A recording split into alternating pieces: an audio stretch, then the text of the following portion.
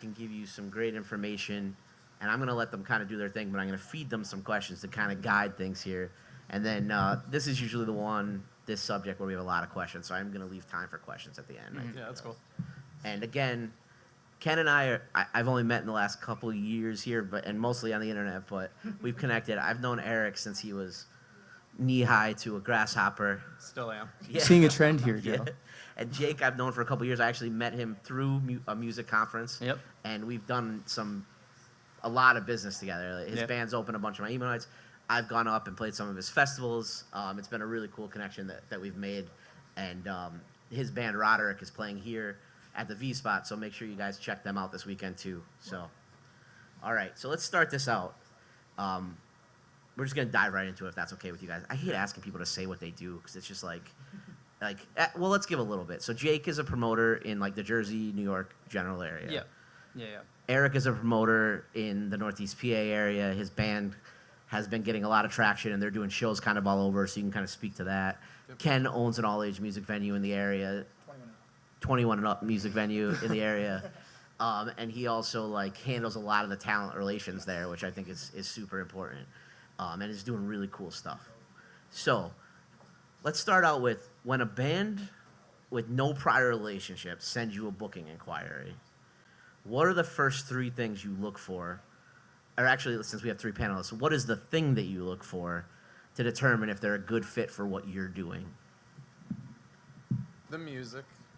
The music. To follow with that, I would say social media presence, how active they are, if they're engaging and sharing, how often they're sharing, because sadly it's very, very crucial nowadays. Yeah.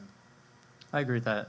The first thing I would look at is obviously music, and then again to follow that up with social media. But I not only look at the engagement on what they're posting, but I also look at previous shows.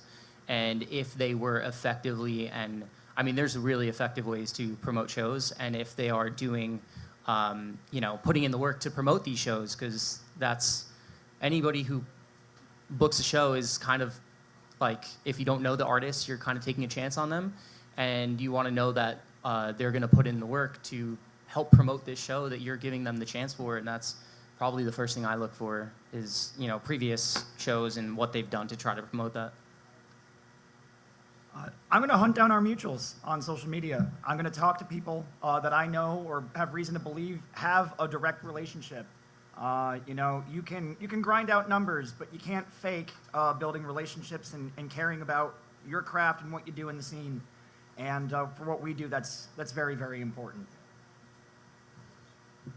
So I want to just dive a little bit deeper into that. What specific things turn you off when somebody reaches out to you? Like if there's one thing or one action that people take, like what makes you say, nah, I'm good on that?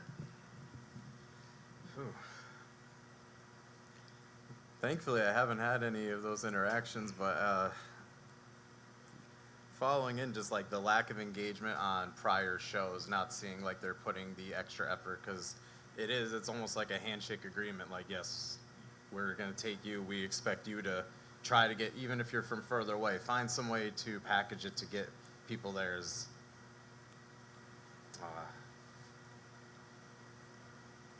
So I didn't know you were done. I'm sorry. For me, man, there's not a lot that I feel like unless it's glaringly bad. But there's really not a lot that I would say would deter me from at least having a conversation with an artist or, looking into what they're doing. I guess the only thing that I would be like, yeah, this probably doesn't seem like a good fit is, I think the first thing would be is if they're applying specifically for something that doesn't really seem to match their genre or what they do. I think that to me is kind of like they're trying to get a show just to get a show, rather than it being because booking to me is a cohesive relationship, and it needs to be push and pull on each side, and it needs to be mutually, not exclusive, but mutually beneficial for each party. And I think if they're kind of going for something that doesn't really seem to make much sense, it's kind of almost just to get a show. Insane guarantees. Oh, that yeah, can't be for met. sure. That's there you go. one. That's it right there. That's the answer. Don't be an asshole.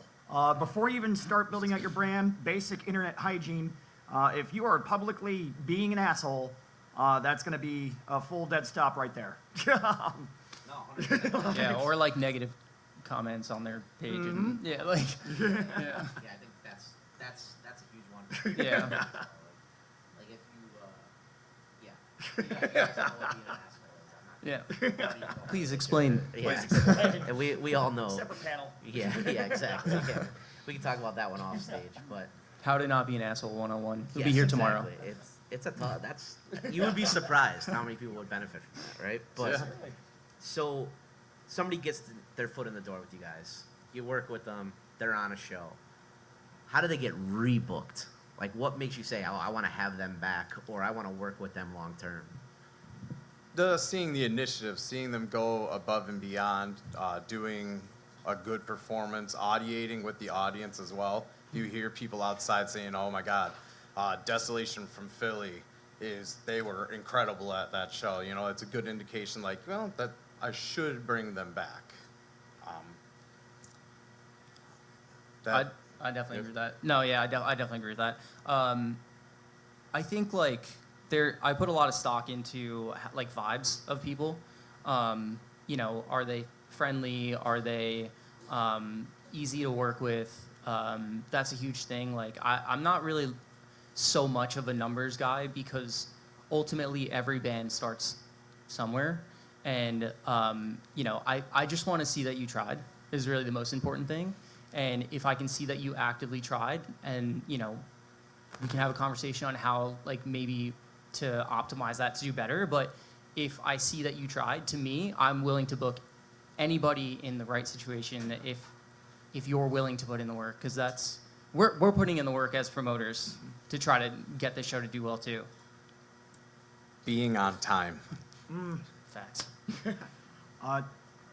The second verse, same as the first, don't be an asshole, again. But no matter how much we care or how well-funded we are, we can never care about your project more than you do. We need to see that you're promoting. We need to see that you did what you could. Like, if there's 5 band members, please, for the love of God, bring at least 5 people. And I know that's not a problem as you get into bigger and bigger acts, but we deal very much in the DIY scene. So make sure that you're dragging people in the door, telling people about your shows, and be kind and considerate to the staff at the various venues, and care about your audience. They're ultimately, whether you're out there to have your voice heard or you're out there to make a check or both, they're going to be the ones who do that, and that's going to show through in your show and the quality that you put out and the attention that you pay to your fans. Yeah. So, as promoters, how do you guys balance booking established acts or national acts with giving new local talent a chance? And what puts bands on your radar? Don't be an asshole. Yeah, just, yeah. Yeah, that could probably check quite a few of them there. So I guess this kind of talks to building the structure of a show, right? Like, when are you building a show where you're like, I need, you know, do you need an established act versus like where do you fit, you know, the new up and coming bands in there? How do you give bands a shot without, or book the established bands but also give the newer bands a shot? Like, how does that happen? I could jump on this. Yeah. I think to begin, we're a mostly DIY venue. That's mostly the acts we book. And we're all going to have very different answers to this question because of the sorts of acts we tend to work with and the sorts of things we tend to highlight. But when it comes to putting a show together and balancing things, you need to make sure that you're doing the things that are going to draw, because those things are going to get your venue, your promotion, whatever, in the conversations that people need to have in order to get the attention to the small acts. Us specifically over at Union, we are constantly booking bands that nobody has heard of, and people are like, well, we haven't heard of these guys, and I'm like, that's the point. Come out and see something new and enjoy it. I think that's an important part of the scene, just as much as having big, awesome, sell-out, rock-your-face-off shows where everybody and their mom is there. We need one another because we have a symbiotic relationship in the scene and making sure that music keeps on happening. Yeah, sure thing. There's definitely shows that I've taken bands to Union that I came and brought them back for other sled dog events. Balancing locally, seeing who's been around, who has, not, I guess clout isn't the right word, but like friend groups, finding like social psychology, like Dave and so hang out with these guys, but Tom hangs out with these guys. So if you put them together, you're going to bring both of those crowds, and then being able to cushion newer artists into there, because they might bring a wave of people that it's new. When you don't want it to be stale, where these three bands have the same audience and you're not seeing new faces. So finding that healthy balance. I like to take bands that when they're out of town and just hamburger them between. So we could sandwich like Traverse the Abyss with an out-of-town band, and then like Drowning Kelly, who's a new up-and-comer, and you make that hamburger. So they want to see Jake's band, and they want to see Eric's band, but they have to sit through Hunter's band, and it's, oh my God, these guys were incredible. Yeah, absolutely. And then vibe checks, as always. That actually was playing on to the point that I was going to make. Putting on a show is kind of like putting together an album or an EP or something. There's an ebb and flow to a show. Science. Yeah, there's like a science to it, right? Because ultimately, I would never take an out-of-state band and put them first or last, right? Unless they have if they have a really good draw in the area. But it's almost like disrespectful to take a band that's not from the area and put them last, because it's like not many people in the area is going to know them. So it's like there's an ebb and flow to that. So yeah, hamburger the bands that are from out of town, and sometimes shows like, they need an opener. Sometimes they don't. I mean, sometimes it's not even up to us, right? Like, so it's just like there's an ebb and flow to a show. And sometimes, like, I had a band that played one of our festivals who one of the members is in two bands, and I was hesitant to put both of the bands on the bill, but they were like, look, like, we're two bands in two different kind of circles, even though we overlap. And they were right, and I gave them the chance. They were right, and they killed it. They both did really well, and so there's an ebb and flow to it, and sometimes you just gotta just trust the process, I guess, and don't be an asshole. Yeah. When it comes to the actual process of will we, won't we, when it comes for billing for our specific venue, because we book so many brand new bands and super local acts, I look out in the room and I see who's there, and if I see folks that are supporting the scene and they want to get that first shot, and they are supporting other acts that are taking that initiative, then I'm going to want to make sure that I can do what I can to get behind them. And if not, well then, not so much. It's like a back scratch. Absolutely. You're coming and supporting us, so now, we'll give you your opportunity. And it's True. not even scratch my back, it's make some friends. Scratch Build your the own back. community. Absolutely. Yeah. Everybody. Do the thing. Well, I was going to say, actually, that's kind of, one of my biggest things I tell bands that ask me about booking and everything is, like, just show up. Like, you can't get opportunities you don't show up for. I mean, I met Joe because I just went up to him after one of the panels, and I just was like, hey, he said in the panel, look, like, if anyone wants to open up for me, I always tell them yes. Like, he's a yes guy, for sure. And, like, just show up. Just show up, because you never know what's going to happen when you show up. Like, you don't. And you're not getting the opportunity if you don't. 100%. I mean, and I think we've touched on a couple of things. Like, the worst somebody could say is no. Yeah. So, you Not always yet. ask. Yeah. So you could get not yet. Yeah, exactly. But yeah, I think that's something we do as far, and Jake touched on it a little bit, but like, I have this like punk rock kid guilt. Like, we do these emo nights, but I'm like, fuck, we're like playing other people's music or DJing it, and like, it is what it is. So like, we won't play a show unless there's local openers, right? Like, that's like something that we're like, let's get them in front of this crowd. We do that, and Jake did come out. He just came up to me, introduced himself. L's done it. L, we were at a conference, and either her slot got canceled or they, like, something happened where she wasn't able to play, and I said, fuck that, like, you have pink hair, you're gonna come play in the middle of emo night, let's go. Because she was super sweet and she was super respectful, and we were able to do that. And then she's opened a ton of them for us now because she killed it and she took advantage of an opportunity. But know when to shoot your shot, I think, is another thing. But And have pink hair. and have pink hair Because exactly. that works. But the other thing would be like for us, like I have people who like they live in a city that we play emo nights all the time, and they've never been to one, which is fine, by the way. But then they like want to open it, and it's like, I don't know, like if you're in comparison, and sometimes it happens, but in comparison of like there's people that are in the front row every single time screaming, and they're in a band. Like, that's why we pick the bands we pick too, because it regardless of what you say, it's always going to be mutual. But I wanted to move on to the next one, and this is a fun one for me, because especially you two guys. What I love about you two guys is that you were in bands and now you're promoters, and you've seen it from the side of the band too, right? And me being a promoter for 20 years, I've dealt with a million things. What is a fair expectation from an opening band who is coming in to open for a larger artist? A fair Local? ask. Wait, a local, regional, whatever. You're the Okay. opening band though. You're the smaller band, and you're wanting to get on the big show. What is a fair ask and expectation from that band that's trying to get on a bigger show that you're doing? And Ken, this to you. I think that you guys have a unique perspective from being in the band. But what is the fair expectation or ask of that band? Now that we're caveating this with, like, they're gonna get the show, but like, what is Right. their fair asks of you guys from that then? I'm scared. Yeah. That's a Rubik's Cube too.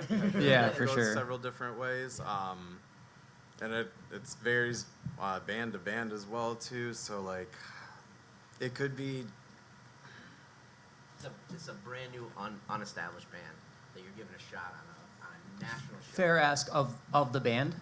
The band ask if The you was a band ask us. Oh, okay, that's a different. Okay, Yeah, this is a new band okay, trying to get on a bigger show, yeah. and this is their ask of you. What should they be asking of you for that?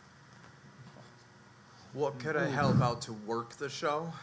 That would probably be one. See if they're just wanting to just hop on, if they want to bump units.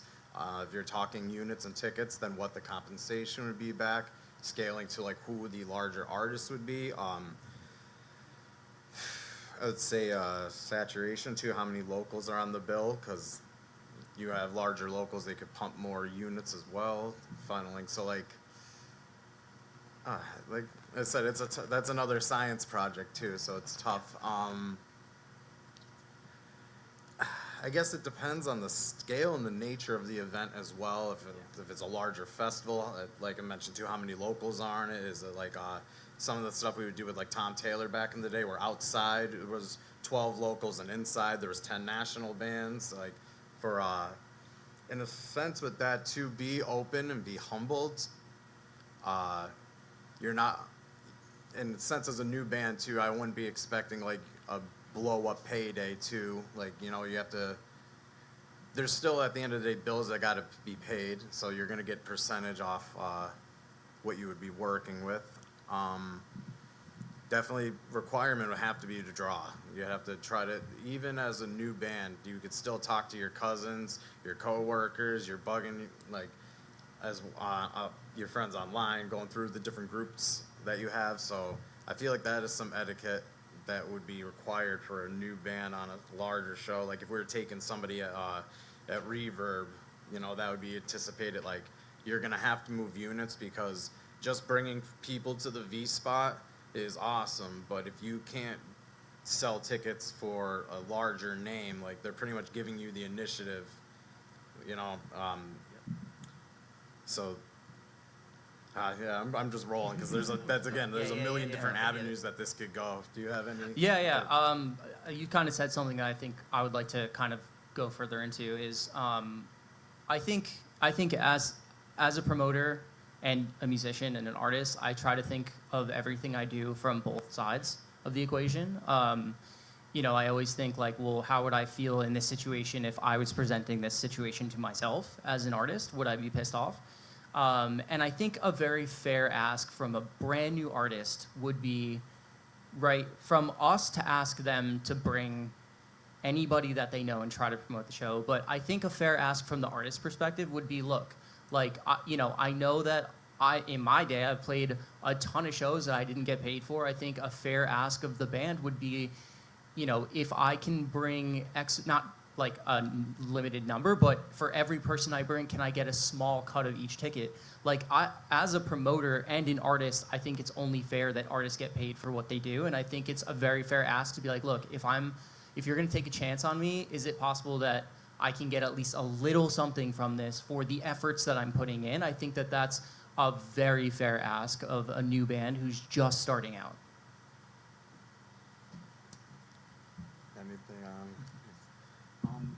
I think it's important to remember that those national acts put an incredible amount of time into building the name recognition that they're going to have. And as an opener, you are benefiting and taking advantage of, not in a bad way, all of the hard work that they've done. So keep the beginner's mindset. Make sure that you don't lose your ass on the show, but be there, be positive, work your ass off, show up on time, and do what you can to make the show as successful as possible. Understanding that, you know, this is your first big show. You're going to get lots of new fans, lots of new engagement. You know, get excited about that and focus in on that, because it's a huge win to get that first time where you're on one of those really big stages. It's a bit more niche of a crowd instead of playing like to a bar gig where the guy in the back is rolling his eyes because I'm up here doing screaming vocals. You have a crowd of 200 plus that avidly listen to that music as well. So it's an investment into your brand and business.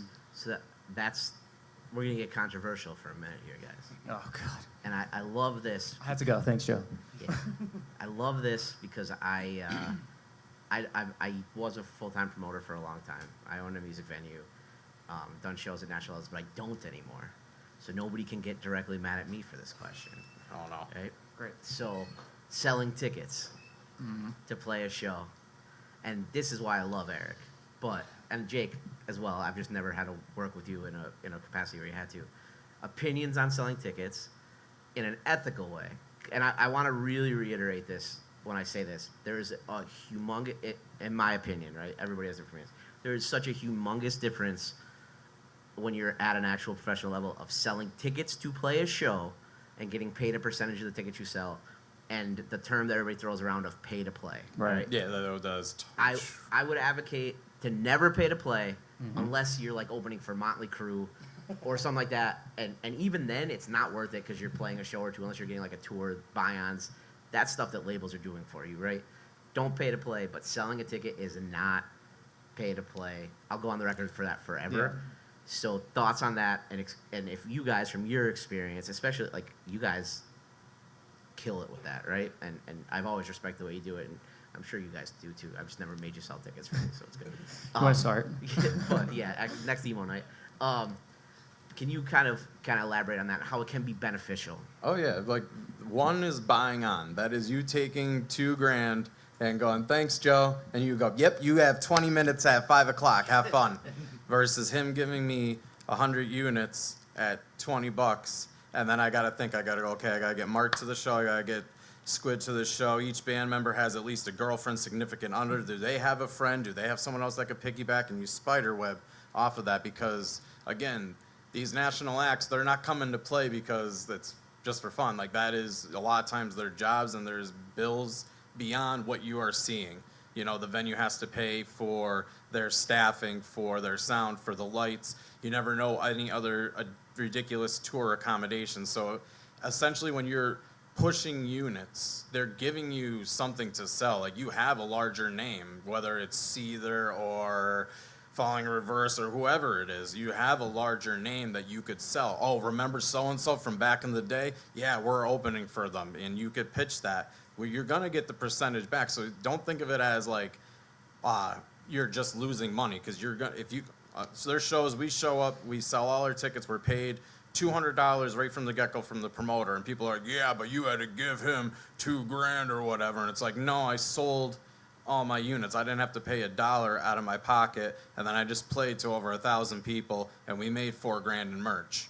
It's, I would not, it's an investment, but don't get over your head. Take risks, but don't get into yourself where you're going to be pissing and moaning that, I didn't fucking sell any tickets, and John didn't want to go, and Nick couldn't sell 10 tickets. Like, have we had a conversation? Is that what I said to you? No. Oh man, no.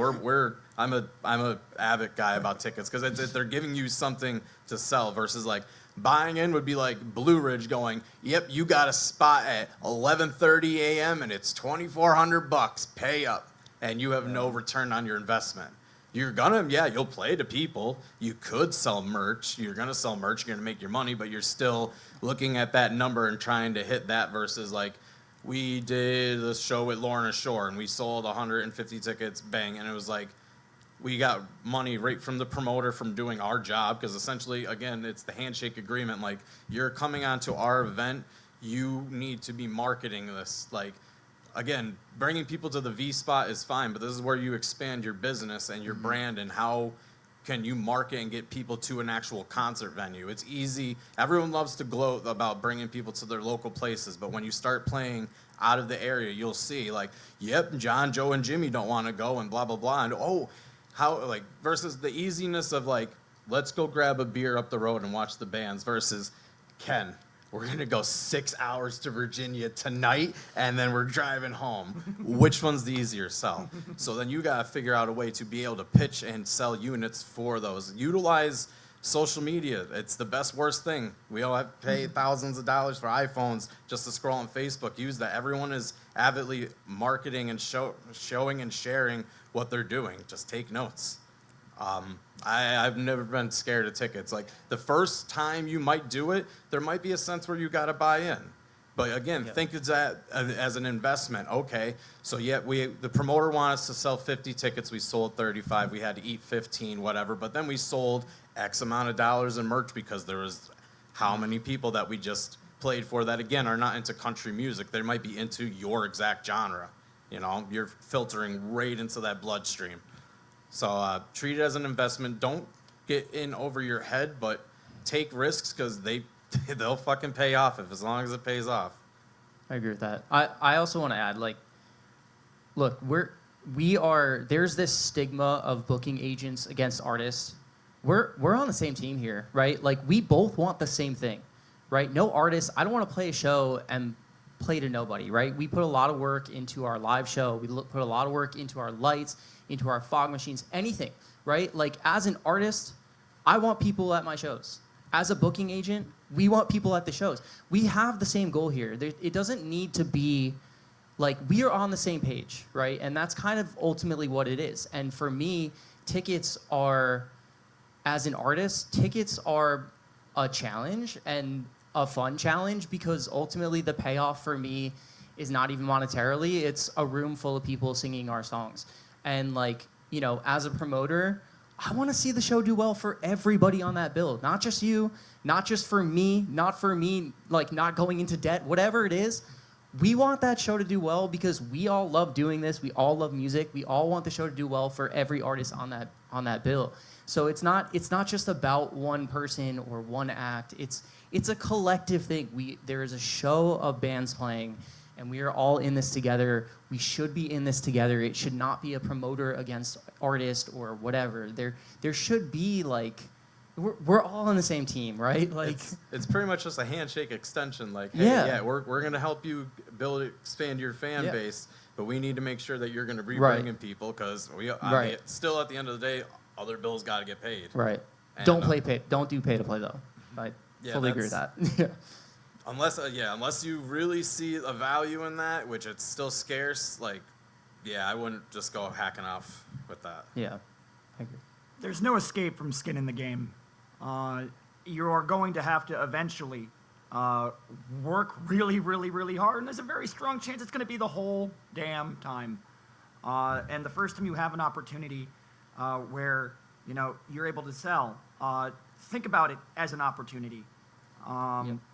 Make sure that, like Josh was saying before, that you're working that business mindset, so you can be like, okay, I'm not getting taken for a ride here. I trust the people I'm working with. They have good reputations. Maybe you know people who have worked with them before, but you lean into that challenge, because each new challenge is a part of your next level of growth.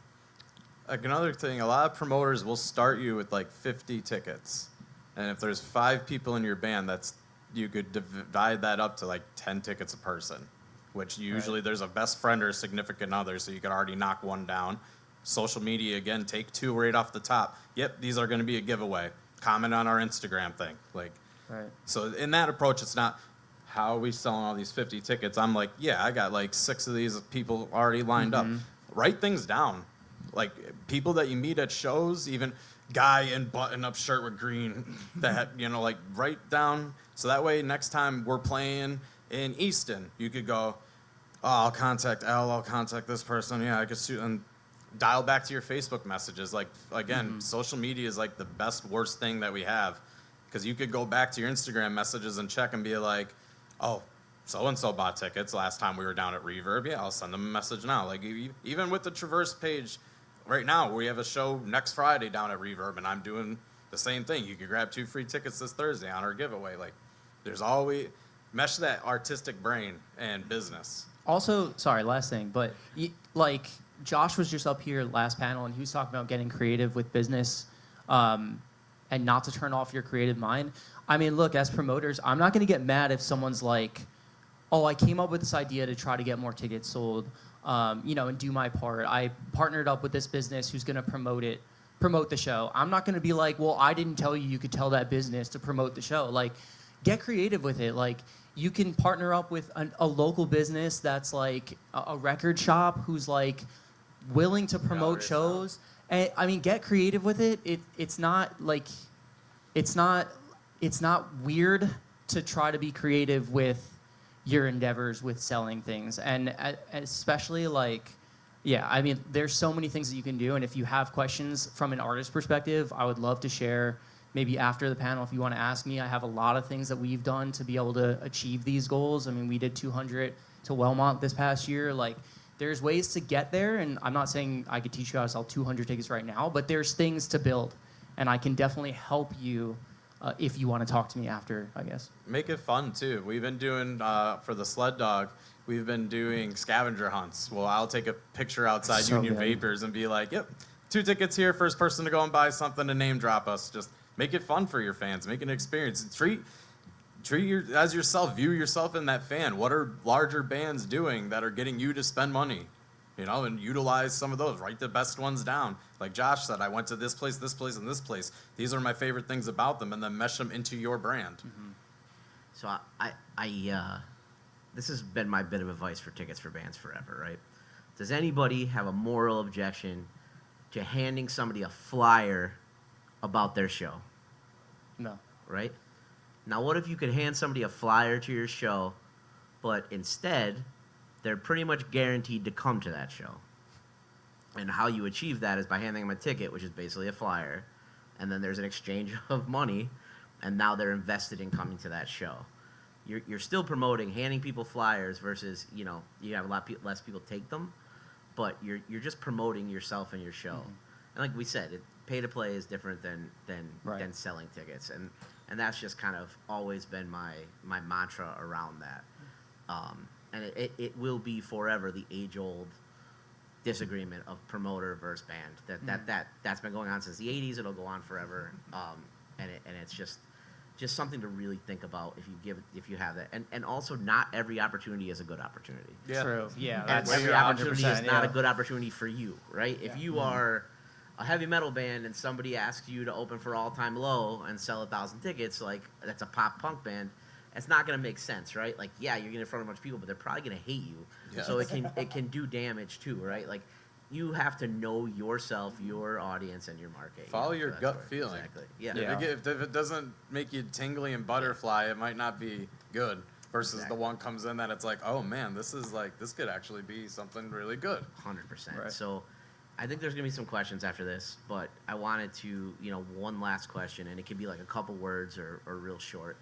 I wanted you guys to give a tough love, one piece of tough love to bands in the audience from your perspective. Just one little short clip to leave everybody with. If you could give them some tough love. Please fucking read what we send you. Do not send me, do not send me a message after going, yeah, cool, dude, what venue is this at? When I sent you a spiel about, I said, in the top line, it'll say, if you got a message for me anytime working an event, you'll see, please read all information. It has all the things you need to know. And I'll send it over, and then sure shit, what gear do I need to bring? What time do I got to be there? So, like, please read your emails accurately. If my wife was here, she helps me book my festivals, she would give you a hug right now, because she writes those long emails, and then bands are like, oh, what is the time slots for this or that? And she's like, did you read the email that you told me you received? And it's, oh my gosh, yeah, it's crazy. I would say tough love from the artist perspective and the booking agent perspective. Don't have people in your band that are going to ruin your reputation, right? Like, if you have someone in your band who's going to show up late and not be there for the sound check, don't have them play, right? Because that's going to ruin your relationship with that booking agent. And that is, I think, true in so many facets of being an artist. You need to have band members that actually care about what you're doing and are going to, like, respect the people that you do business with. It's so important to work with people that you trust and aren't going to ruin those relationships. And be transparent. Yeah. Be like, if something happens, there's things that happen. A tire might break or whichever. Message the promoter. Be like, send a picture. Yeah, communication is Actually, huge. verification. Yo, this is going on. So it's not like, oh, so and so's late again. Good, you know. Just 1 second to that. I think everything's a lie. I'm not gonna like that. That's not a lie. Like if you tell me that so that picture is like for me, that's the best takeaway. That's a fact right? check. Yeah. Because you don't imagine how many people's grandmothers die the day of a show and all this stuff, and it just always happens to be that day.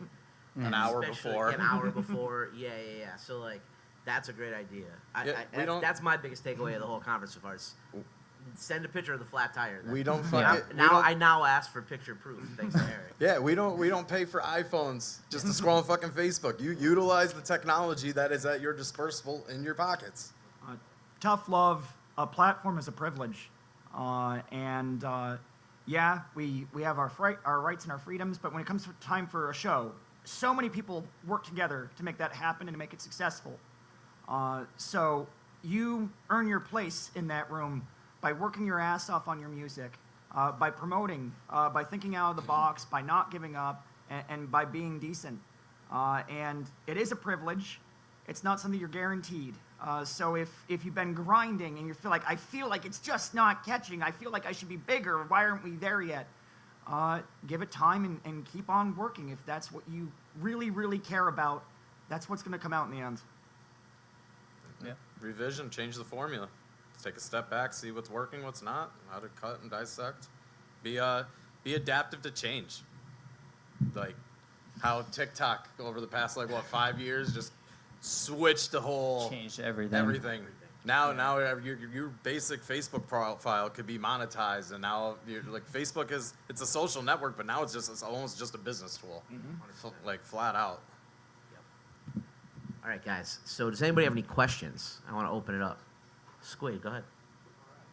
So, in your guys' opinion, as artists and business, what is, if somebody has come to you cold sell you, like, to get on a show, right? They want to be booked on your event. And, whether it's top of the pay rate, like when Andrew comes up, or doesn't at all, but, that's a factor the most. What is a positive, interactive way to bring that conversation forward to you guys? Have a manager. Yeah. Right? No, I'm kidding. Separation there. Not be abrasive about it and be willing to accommodate. So you might say, yes, we need $500, but it's like, okay, well, what if the venue will work with us and we could do $300 to $350, but you're also going to get completely fed when whatever accommodation. So I would say to be open, but don't be abrasive, but know your worth. Don't you want 500? I got $50 for you and a hot dog and a handshake. Are you good? Versus, be communicative. Don't, that fancy button, don't be an asshole is probably an amazing one. I also want to know that we could tell we're all around music a lot because he talks and we all go, I would say it doesn't really answer your question that well, but I feel like he just answered it pretty well. But I would say establish it early, right? Be nice about it, but establish it as early as possible. I feel like something that is not talked about enough is just setting expectations, right? Because if you come to me the day of a show and you're like, and you get paid out for the show and you're like first off, I should definitely talk to you about it, right? That's definitely my job. But if you come to me and you're like, and I give you a payout and you get $100, you're like, well, I worked my ass off for this show and I thought I was going to get more. It's like, well, there was no expectation set.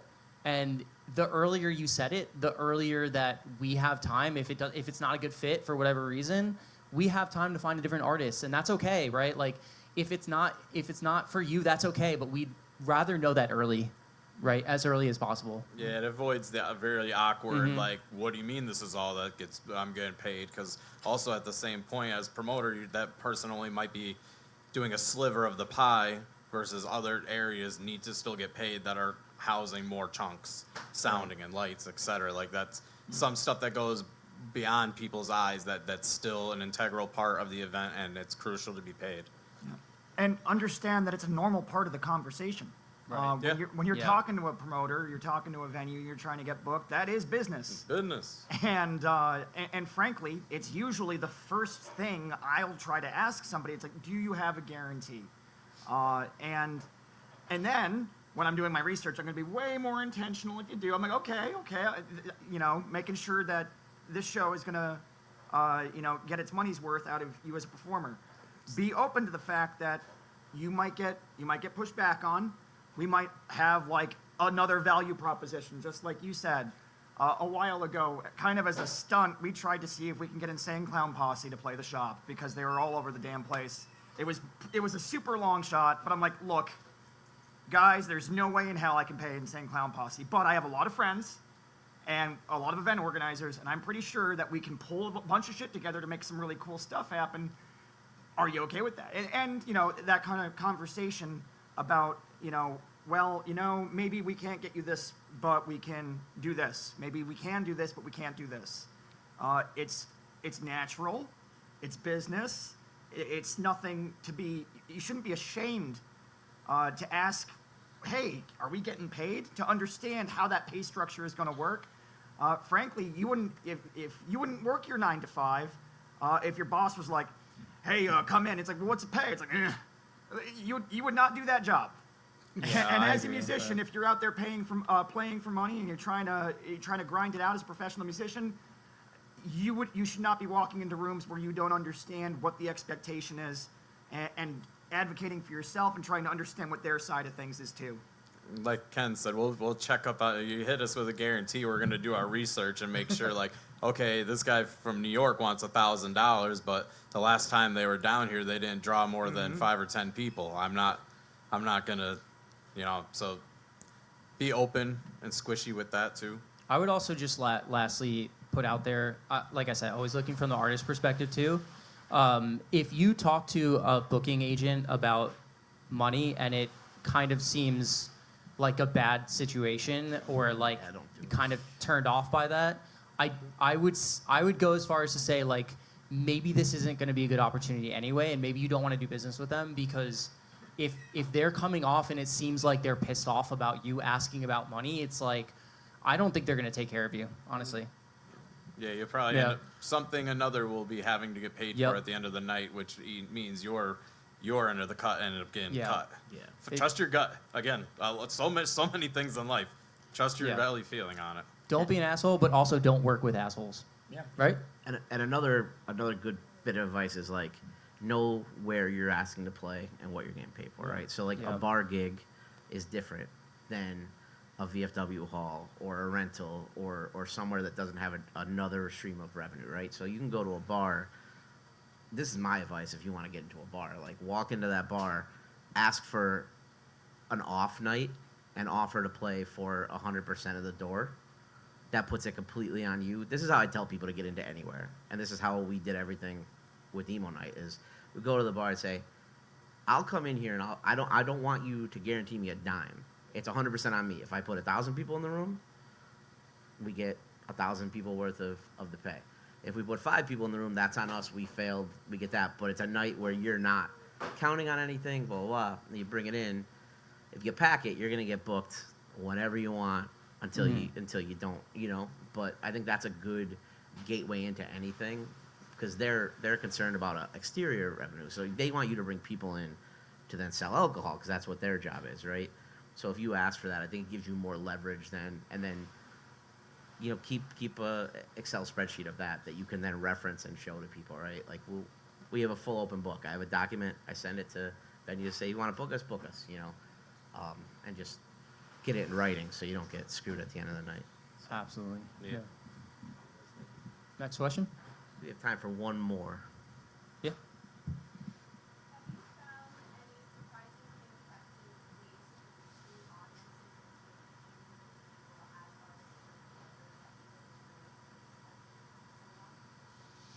Taking risks, just taking chances, because you don't know, like with newer artists, who their following is, especially because like social media might not be high numbers and stuff. So like,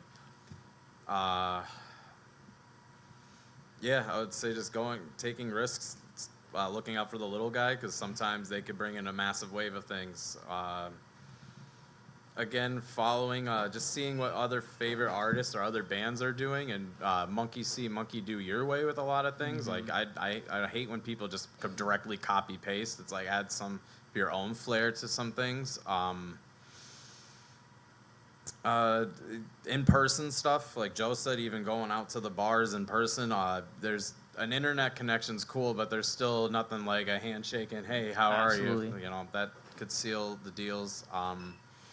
Age-old flyering is still a thing. I would do smaller flyers that are easy to put in people's pockets and such. Again, I reference social media, but it's just insane now over the past so many years. It's just dominated. But using targeted ads for your area. Targeted ads are Just huge.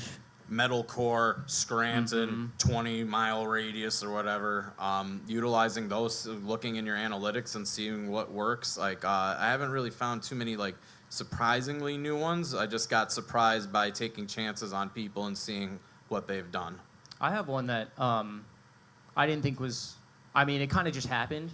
But when you're, especially in your own local scene, something that can be surprisingly effective is being friends with other bands and being like, you know, because we are all musicians because we love music, and asking other musicians to come to your show, but then to further that, be like, look, you know, we have this really, especially for really big opportunities, don't do this all the time, but for really, really, really big opportunities that you're trying to make a splash to a promoter or something, you could be like, look, like, we really need help with the show. Can you, you know, would it help?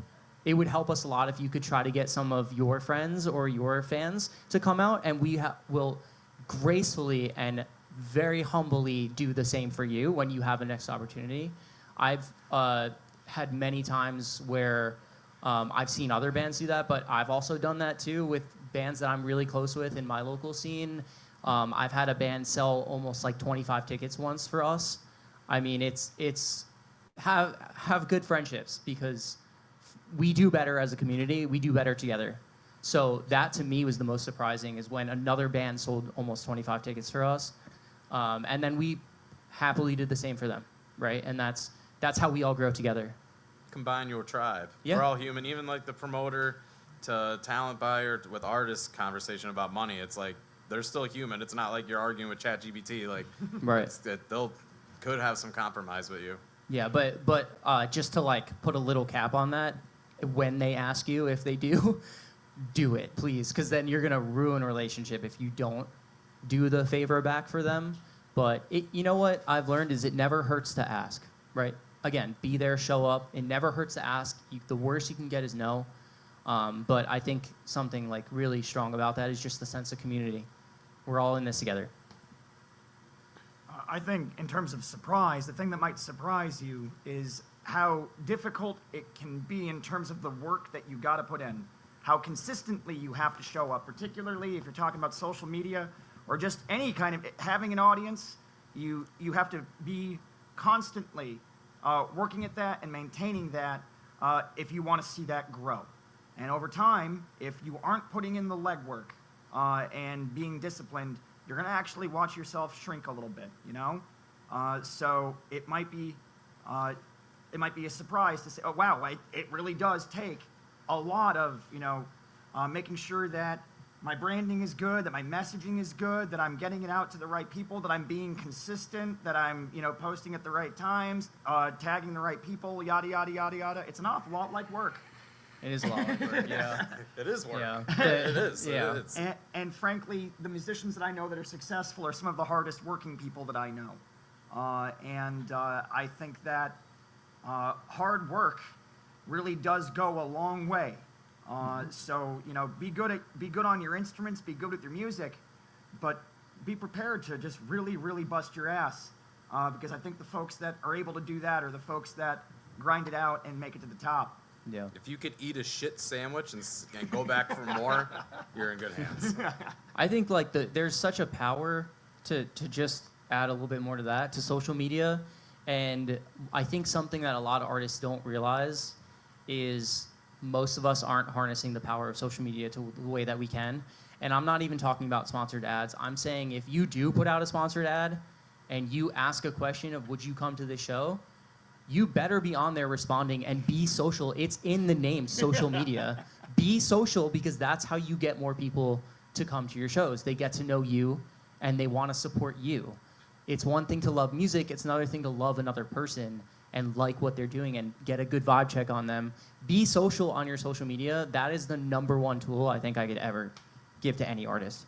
100%. And you need to realize that you're battling an algorithm that's ever changing, but also like a good post can go so far and a bad post can do nothing, right? So just posting, hey, my show's coming up next week, and leaving it be, and then not posting anything for a week or two is terrible.